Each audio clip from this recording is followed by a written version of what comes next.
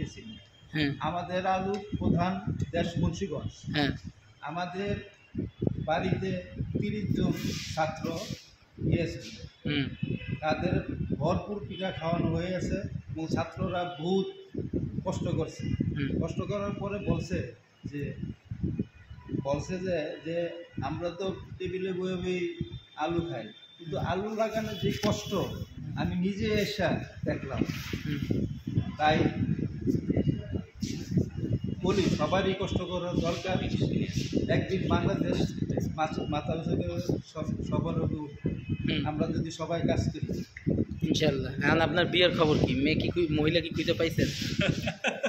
Second বিয়ে না কন, সত্যি কথা কন, কিছু হইবে না, কেউ জানবে না, আপনার বউ দেখবে না, ওই বউ তো বয়স্ক, উনি দেখবে না, কিছু বলে না।